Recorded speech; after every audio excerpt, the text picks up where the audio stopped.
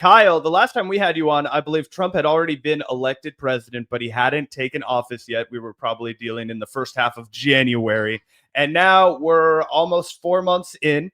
It's Crazy. been an absolute shit show. I don't want to say worse than I thought it was going to be, because I did sit here every single day and warn people for how horrible it was going to be. And like, guys, please brace for this. But even I find like the depths of my stomach sinking further than I thought. I'm like, wow, it's a lot different to forecast something versus experiencing it. We've got people getting black bagged. Fortunately, Rumisa Ozturk was, returned to her family and, released from, the hold that she was in, the fucking prison, jail, whatever you want to call it. But we're seeing all kinds of bad shit happen in the first 100 days. You also warned that this was going to be a more emboldened Trump if he got into a second term. Are you surprised by the lengths which he's gone to? How are you reacting to all this? Well, yeah, I am surprised in the sense that it's like way worse than what I thought the worst case scenario could potentially be. Basically, like in the first 100 days, they're trying to do all of the horrible things at once using Steve Bannon's strategy of like flood the zone. If you do 80 things a day and all of them are objectively horrible, the media can only focus on like maybe 2 or 3 of them. So you get away with most of the stuff you're getting away with. And I mean, look, just taking the issue of the kidnappings and the human traffickings that they call deportations, like that's it, man. There's no more due process in this country, because if they could do it to an immigrant, by definition, they can do it to a citizen, and they already have done it to citizens, because if you don't get a hearing in front of a judge, how do you prove you're a citizen, for example? I mean, they're deporting 4-year-olds with cancer. This is like, never mind Kilmar Abrego Garcia, never mind the 19-year-old Venezuelan gay makeup artist who's in the concentration camp in El Salvador. The fact that everybody's not all saying the same thing in unison right now is really, really disheartening to me, right? Like, in a world that made sense, everybody in the progressive media space, the second they started seeing what was going on, all the other bullshit gets put aside, and we talk 24/7 about the destruction of this country, because that's what we're witnessing. We're witnessing the destruction of this country. Yeah, just to kind of flesh that out, obviously we have the immigration policy on one hand, but Donald Trump is he's kind of setting the house on fire in every room. You know what I mean? Kind of what you mentioned. We have the cryptocurrency stablecoin bill, which narrowly failed, thankfully. But from what I understand, the entire cryptocurrency world expects them to redraft it a little bit and eventually shove it down the throat of Congress. So it's not necessarily a win, more like a staying of an execution, if you will. You've also got the massive profiteering, the Qatar Airways jet. I mean, it's mind-boggling, right? If the Trump coin wasn't enough, which finally made him a legitimate billionaire in his own eyes, right? You have the emoluments violations going out of control. It's funny, Kyle. I remember one of the first things I really regularly tuned in to hear you talk about was his violations of the emoluments clause in the first Trump term, talking about how, hey, this Russiagate stuff doesn't really add up. The way that he's handling Russia is not at all the way that he would have behaved if he was working as Putin's puppet. He's just an erratic guy. And, the shady connections are one thing, but it's not enough to be a smoking gun. We're never going to find the evidence for it. What you should pursue Donald Trump on is his reckless violations of the emoluments clause, taking gifts of greater value than you're allowed to in the presidency. Here, it's like, nobody's even getting that angry about that. It seems like there's no calls to impeach him. It's just like, oh yeah, that's another day of Donald being Trump. Yeah, Hillary took a $475 necklace from Bangladesh when she was Secretary of State. And that was a scandal about, bro, you can't just accept gifts from foreign countries when you're representing, that's crazy.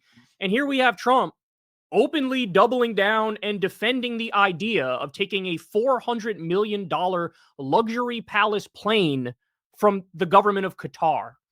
And he says, what? Democrats are so crooked. What do they want? They're giving it for free. I mean, I made a great deal. What do you want me to say? It's amazing the extent to which he would refuse to acknowledge anything about him and his family and his political party being corrupt, when this is without a doubt the most corrupt shit I've ever seen in my entire life. And it goes the first term too. There was so much bullshit around this. I mean, just recently he took tens of millions of dollars, or maybe even hundreds of millions, we don't know, from Saudi Arabia for the live golf events that he has at his courses. That's just one example. But Jared taking $2 billion from Saudi Arabia. Apparently he also took $1.5 billion from Qatar. You got the NFTs, you got the crypto exchange, you got the trading cards, you got the watches that he sells for $100,000 a pop. I mean, this is that's insane. And by the way, when they made those watches, they didn't even exist yet. The picture said for illustration purposes only. Clearly, that was just a money laundering and bribery scheme where you could have foreign billionaires and foreign governments send him millions of dollars and then he'll do favors for them. That's what we're witnessing. And the tariff thing is very similar too. Like he's looking, come petition the king, come bend the knee. And if you play ball with me, then maybe I'll help you out. Maybe I'll give you an exemption. I mean, the guy is just a flat out con man. And it's just, it boggles my mind how everybody doesn't realize this. He needs to be impeached, removed, and criminally charged like ASAP. If we don't try to impeach and remove over this $400 million Qatar jet or any of a number of things, the crypto scam coin is another one you could, like, if we don't try to do that, that's it. It's over. This country's cooked because you laid the precedent that any president can do whatever they want, no matter what. And I don't want to live in that country because it's only going to get worse the more time goes by once you lay the precedent.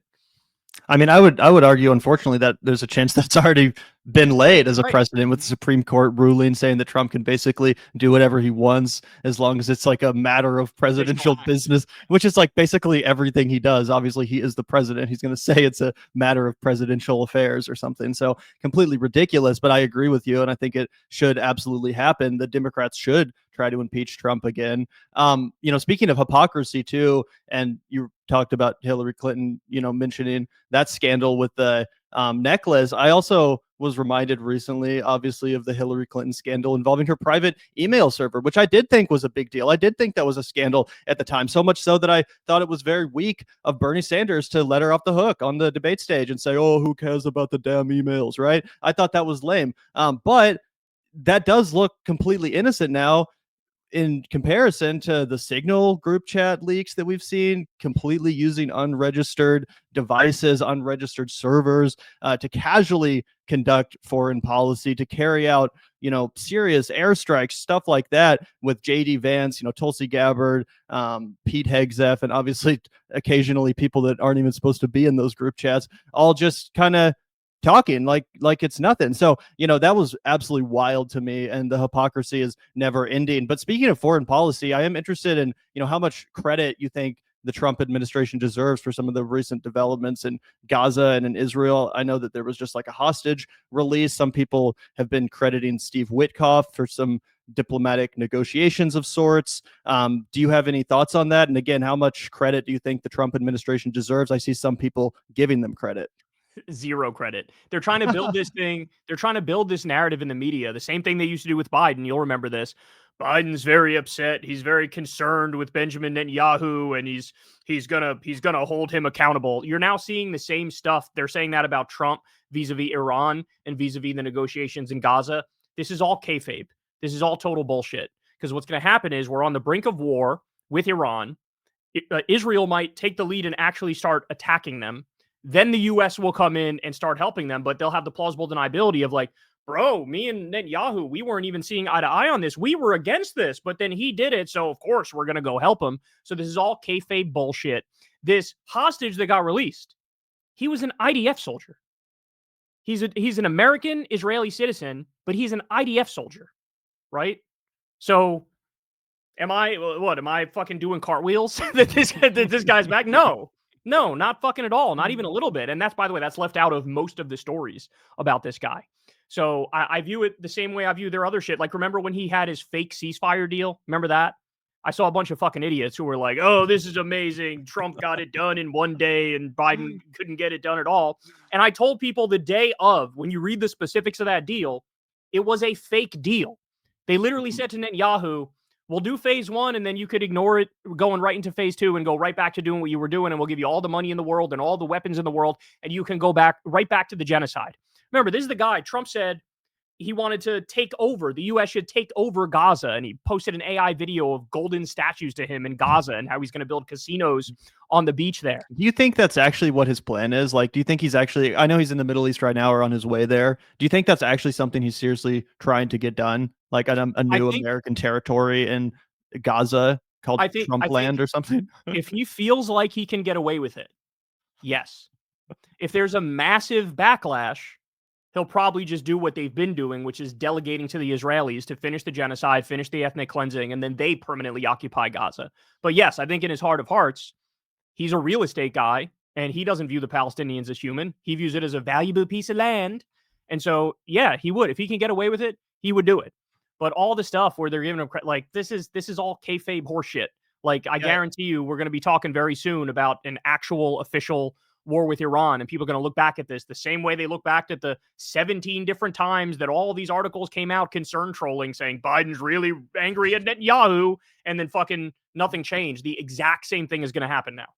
Yeah, it seems like there was also the same fanfare and rug pull, right? I mean, we talked about it a bunch on our show. Like, do not believe anything that Donald Trump or Elon Musk said. They're not going to touch the Pentagon budget. Donald Trump will only raise the Pentagon budget. He bragged the last time he was president about how he raised the Pentagon budget to unprecedented numbers, and he's going to do the same thing. And as he cuts, the Department of Education and Social Security and the IRS and all these, the national park system, he's going to continue to fund the military. A lot of people pretended that he was serious when he said that he was anti-war. Obviously, he's demonstrated that he was a con artist and a liar when it came to that. But the one thing that I find most brazen, and obviously the Republican Party can't shock you with their, daylight hypocrisy anymore, but it's the Iran deal, right? Because, again, Gavin and I haven't been covering politics forever, but we know the Donald Trump era, right? We know the Donald Trump era well, and we talked about it from the moment that our show began. I know you talked about it before we even had a show, that the best thing that Barack Obama did from a foreign policy standpoint was he got us in the Iran nuclear deal, right?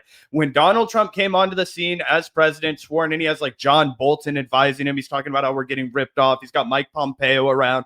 He's got all these assholes in his first term. He shreds up the nuclear deal. Joe Biden has no backbone. He doesn't renegotiate, even though that was one of the few good things I said you could probably look forward to in a Joe Biden administration. I was wrong about that. I thought even he would see how urgent that was. I thought that he would kind of call back to his Obama era legacy and try and take even more credit for the Iran deal than he did. Absolutely did not do that. But now, because of political convenience, because of positioning, because of the kayfabe you mentioned, we now hear Donald Trump thinking of negotiating his own Iran deal. What do you think about that? Is there any chance that that is what works out to happen? Or do you think that we, unfortunately go closer to war than a peace deal?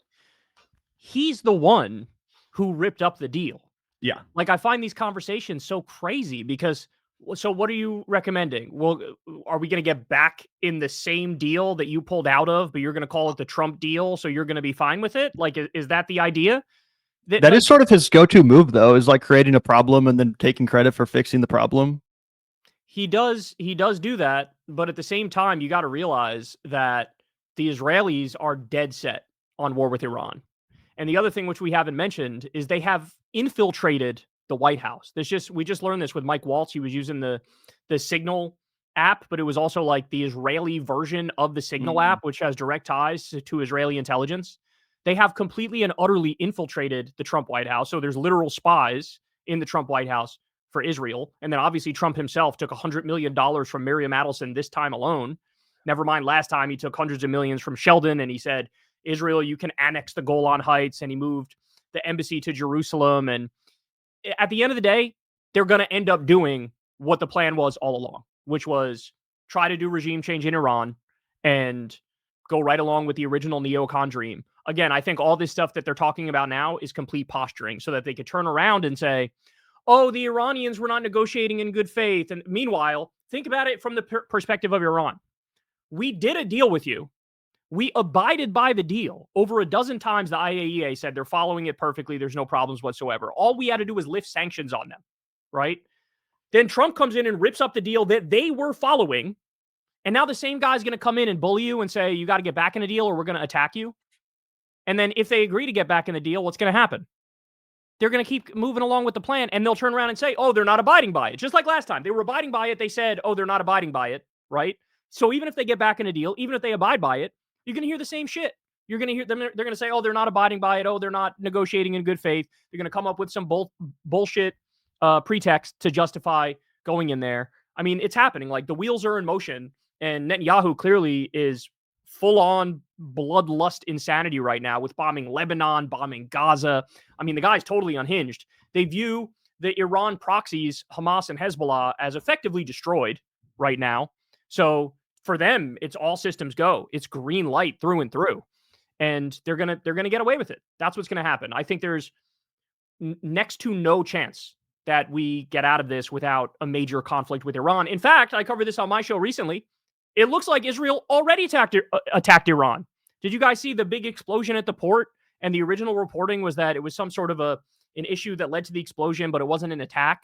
Well, a top Israeli general came out a few days after that and was like, yeah, some people say that, but maybe it wasn't an accident. Maybe it was intentional. And when I saw that, I was like, Jesus Christ, it just shows the immense bias from the Western perspective that here you have an Israeli general saying, like, yeah, we attacked Iran. And nobody even fucking talks about it. Nobody even talks about it. It shows you they will never discuss it honestly, that when Israel and the US attack Iran, they will spin it, they will twist it, they will pretend like they were provoked, they will pretend like it was defensive, when every single step of the way, Israel has been gunning for this war relentlessly. Yeah, 100%. I mean, it's not the first time either. I think I remember like a month or 2 months ago, there was an exchange of fire between Tehran and Tel Aviv.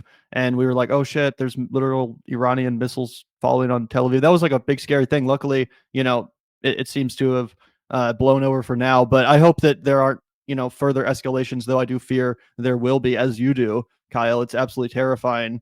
To go back to like domestic politics a little bit and to talk about the progressive resistance to this fascism that we're slipping into as a country. The midterms are obviously coming up, and there are competing philosophies about the correct way for progressives and left wingers to brand themselves. Recently, your Justice Democrats co-founder, Cenk Uygur, came out and basically relaunched his Rebellion PAC as like a new Justice Democrats, but instead of progressivism, they're going with a populism label. And apparently Ro Khanna is involved with that. Supposedly Richard Ojeda is on board, although it's not 100% clear. Either way, there are a lot of different competing ideas about like, what is the correct issues? What's the correct brand for progressives and left-wing candidates to lean into going into the midterms and going into 2028? What do you think is the best of these options? What do you think about Rebellion PAC? And how do you think that progressives should kind of meet American voters to win them over? I think the answer is both maximum leftist and maximum liberal. So I think we should all reckon with the fact that the resistance liberals were 100% with their critiques on Trump. And we should also reckon with the fact that as Bernie Sanders and AOC and those people that have the correct mindset in terms of what agenda we should push for, that the billionaires are the problem. And I think to narrow your scope to only economic issues in this moment is absurd, because it's not an economic issue. What's happening with innocent people being rounded up and shipped to a slave labor gulag in El Salvador, that's not an economic issue. That's a constitutional issue. That's a rights issue. You have 4-year-olds with cancer being Americans, by the way, being deported. You got every day we get a new horror story about ICE assaulting a woman or stealing a baby. One guy they arrested and his kids were in the car at the gas station. They arrested the guy and just left the kids in the car sitting there by themselves. Right? None of that has anything to do with economics. There's not a single thing about economics in there, but it's something we should absolutely be just 100% all in, all systems go on this, where we talk about it all the time. We call out their bullshit. We demand due process. We demand they follow the 9-0 Supreme Court ruling that says you have to facilitate the return of Kilmar Abrego Garcia. So to narrow your focus on, I mean, guys, I think it was in Texas. There's a bill that was coming up for a vote where it criminalizes being trans, period. Like full stop. They say if you're, it has something to do with your driver's license. And if you try to get it changed, you're committing fraud by saying I'm a trans person. So now I transitioned to male, but I was born female. They say that's fraudulent if you're trans. So we're going to give you a prison sentence for that. This is the sort of stuff that we're seeing. So on every single front, I'm of the mindset now, I'm not giving a fucking inch on anything, especially because like everything they're doing is bad. I literally haven't seen a single thing they've done that's been good. In the first term, at least you had every now and then something would happen. He pardoned Alice Johnson. He did the First Step Act. He banned bump stocks for guns. I'm willing to give credit where credit is due. But the problem is where we are right now, there's no credit to give. I've never seen such a horror show. And so there's no reason to limit yourself and say, oh, we're only going to focus on these certain issues. Like, no, I'm going to fight them on literally every single fucking thing that they do, because they're wrong on absolutely everything. And then on top of that, I will reframe the narrative and say the problem isn't immigrants, the problem isn't trans people, the problem are the billionaires and the corruption. And we're gonna tax the shit out of them, and we're gonna redistribute the wealth. In fact, I think Democrats should be saying nobody should be a billionaire. We should have 100% tax on any money over $999 million, because clearly extreme wealth corrupts a democracy and turns it into a dictatorship and a kleptocracy. So we're done with that. So what I would say my issue with that idea is is, look, we finally have our moment. Like, the left-wing Tea Party is actually here. The base is there. That's why Bernie Sanders and AOC are getting these huge rallies going, bigger than Bernie ever had before. That's why you see people like J.B. Pritzker randomly. Now he's out there saying Republicans shouldn't know a moment of peace and we should fight them on every single issue. You know, you could list the Jasmine Crockett and the Maxwell Frost, and there's Tim Walz. There's a certain attitude that people have now, which is like a nah, sort of fuck you attitude. Like Tim Walz bragging about the Elon stock going down and saying, I love looking at the Tesla stock going down, and then Republicans concern trolling over it. That's the sort of fight that we need. We need people to not be afraid to be controversial, not be afraid to take a bold stand, not be afraid to fight them on fucking everything. And we can't just like, oh, the only thing we'll focus on is this area of economic issues. And then outside of that, hands off on social issues at the exact same time they're doing a massive fascist purge in this country? No, it's you fight them on literally everything. You don't give an inch, and you're super loud and aggressive and obnoxious about it. Embrace the controversy, and that's how you win. I completely agree with that. And one of the things that I've been frustrated by on the left is that I feel like there's this instinct, and I've seen it happen time and time again, right? I can give you a dozen examples. You've been in this game a long time. You've seen it yourself. I'll take Jimmy Dore, for example, right?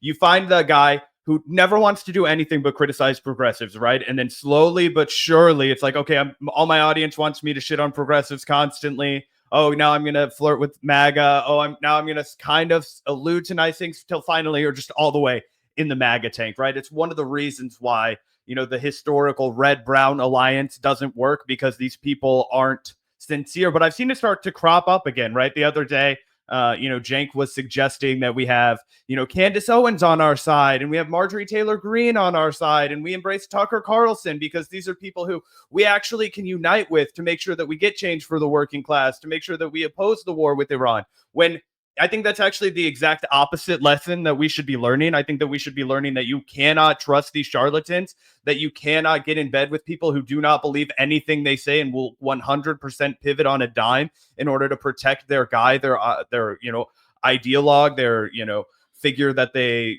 worship, Donald Trump, right? And instead, we might actually, as heretical as it sounds to people who are hardcore progressives, we might actually have some better luck taking the approach that Bernie Sanders and AOC have been really successful imposing, which is saying like, hey, if you're a Democrat and you hate this shit, yeah, we hate this shit too. Now, wouldn't you also like to get a pay raise, have some healthcare, and not spend all of our fucking money on wars? And they break records. I just don't understand the instinct to take a shit on that and be like, oh, we've already seen Bernie run this before he lost. It's like, yeah, how well did the radicals that were too good for Bernie Sanders do, right? Like, I don't want to, be mean, but it's just like, yeah, Bernie Sanders is actually doing something that's effective and progressive and bold at this time domestically. Like, why would we get in bed with people who I know are going to cheat us in the end?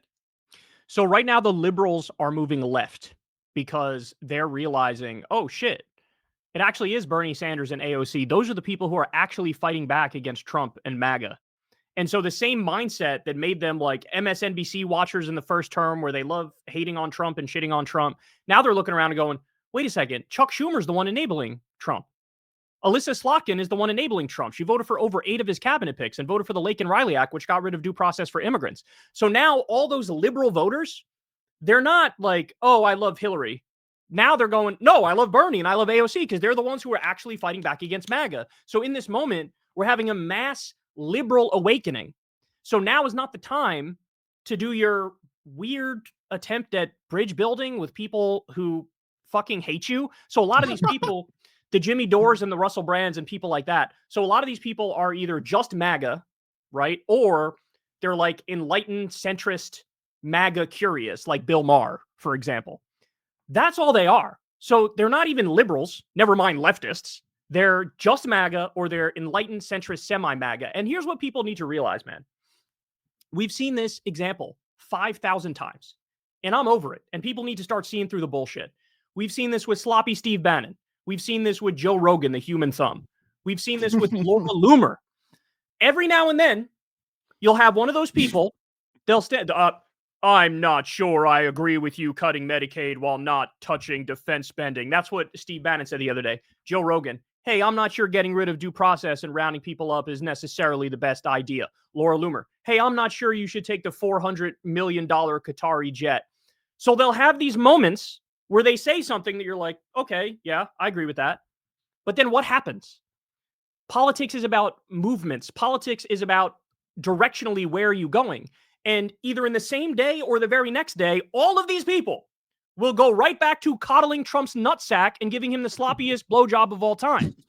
So you can't look at, hey, 1% of the time you said something which is kind of reasonable, even though you soft pedaled the shit out of your criticisms. But 99% of the time, you're acting like Trump is your savior and the God, emperor, overlord, king. And what? I'm supposed to sit here and say, yeah, let's fucking hold hands and sing kumbaya? No, these people are frauds. And what's happening is they're seeing the wave of anti-Trumpism sweep across this country among liberals and leftists and just normies. And so they're realizing, oh, okay, all right, shit, I can't ride his cock 24/7. I got to find at least some little areas where oh, no, yeah, you guys are right on this one little thing. But no, they're never going to actually be allies. When a push comes to shove, they're never going to vote for the shit that you want them to vote for. And with somebody like Marjorie Taylor Greene, okay, so she said, I would be against a war with Iran. Well, where the fuck were you when Trump increased drone strikes over 400% and you were singing his praises? Where the fuck were you when he assassinated Qasem Soleimani? What's that? Oh, or voting for the $1 trillion Pentagon bill. And not there, zero criticism. So in other words, the record was already there to show Trump is a fraud. Trump is a warmonger. He's an imperialist. He's corrupt. He's horrible. And now I'm supposed to pretend you're some sort of ally or hero because 1% of the time you said I slightly disagree with him on that. And even when they disagree, they fucking soft pedal it. They soft pedal it. It's never like direct, clear language and saying, this is wrong. I'm going to fucking crusade against this. I'm not with these people anymore. It's the softest shit you've ever heard. Rand Paul was going after Trump on the tariffs. In the same he didn't mention Trump's name at first. And then when he finally brought Trump up, it was to say, oh, but he's actually great on this other thing, which is not related to the tariffs. That's the best we got among Senate Republicans. That's the best you got, is to soft pedal a criticism on tariffs and then suck them off on another issue like you're dealing with a toddler? Fuck out of here, man. I can't. These people are frauds. They're frauds. There are no actual areas of agreement. They're not principled. They're completely and utterly full of shit. And you have way more in common with your run-of-the-mill MSNBC viewer resistance liberal than you ever will with the fake populist right. And I say fake because there are no real populists on the right.